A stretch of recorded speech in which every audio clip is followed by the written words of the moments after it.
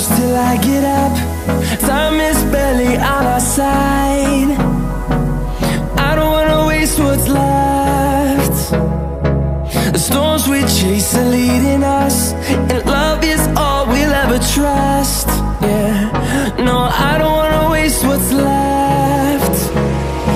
And on we'll go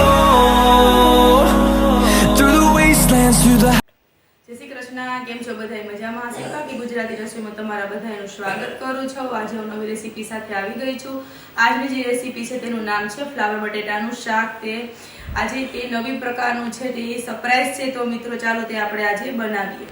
flower બટેકા માટે જો આપણે ફ્લાવર નાના ટુકડા અને બટેકાના તે આપણે સુધારી લીધા છે, અને આપણો મસાલા છે રૂટીન કે જે આપણે ચટણી છે, મીઠું છે, લાલ લસણમાં ચટણીની ખાંડી છે, પછી ટમેટા, હળદર, ધાણા ભાજી, જીરું અને આ લીલી ચટણી બનાવી છે, અને ગરમ મસાલો.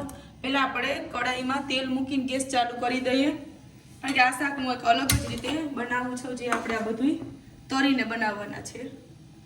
થોડું તેલ થઈ ગયું છે, તેમાં આપણે પહેલાં બધું ફ્લાવર. ચાલો હવે આપણા ફ્લાવર છે તે ફ્રાય થઈ ગયા છે. તમે જોઈ શકો એ રીતે બ્રાઉન થઈ ગયા છે. હવે આપણે આને બધાય કાઢી લઈએ, પછી બટેટા એડ કરી દઈએ. ચાલો હવે આપણે બટેટા પણ આમાં તરી લઈએ.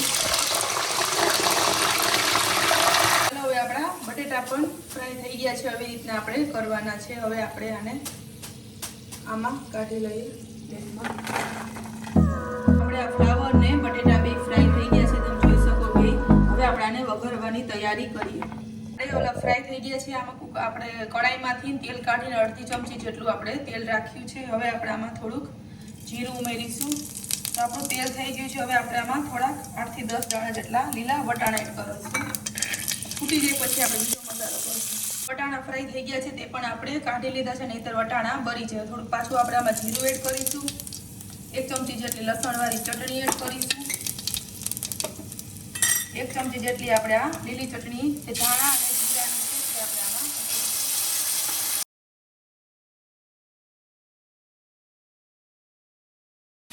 અડધા ચમચા જેટલું પાણી ઉમેર્યું છે, જેથી જો મસાલો સરસ અંદર પડી જાય. હવે આપણે બધા બીજા મસાલા એડ કરીશું, જે આપણે આમાં સ્વાદ અનુસાર નમક એડ કરીશું. 1 ચમચી જેટલી હળદર ઉમેરીશું. અડધી ચમચી જેટલી ચટણી ઉમેરીશું, કારણ કે આપણે લસણવાળી છે, લીલી પણ છે.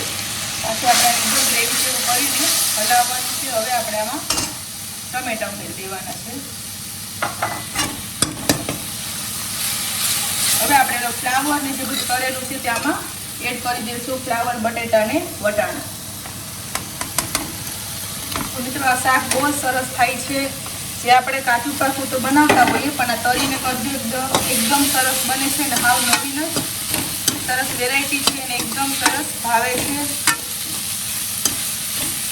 અને આમાં તમારે ફ્રાય થઈ ગયા એટલે ફ્લાવર પણ સરસ ચડી ગયું હોય, બટેટું પણ સરસ ચડી ગયું હોય. આપણે કુકરમાં સીટી કરીએ તો અમુક વખત આપણું ફ્લાવર વધારે ચડી જતું હોય, બટેટું માપમાં રહેતું હોય. તો તમે ફ્રાય કરીને કરો એટલે બે એકદમ સરસ કાચું પાકું શાક આપણું સરસ એવું ભાવે એવું હોઈ શકે. હવે આને 2 થી 3 મિનિટ સુધી આપણે પાછું આમાં કઢાઈમાં રહેવા દેવાનું છે. હવે શાક બની ગયું છે, તે આપણે પ્લેટમાં લઈ લઈએ. તમે જોઈ શકો બટેટા, ફ્લાવર, વટાણા બધા એકદમ સરસ ચડી ગયું છે, અને ફ્રાય હોય એટલે આને પછી વાર જ નથી લાગતી. 2 થી 3 મિનિટમાં જ સરસ બની જાય છે. આવી રીતના આપણે બધું આમાં કાઢી લઈએ પ્લેટમાં પહેલાં. હવે આપણે ઉપરથી થોડોક ગરમ મસાલો એડ કરીશું.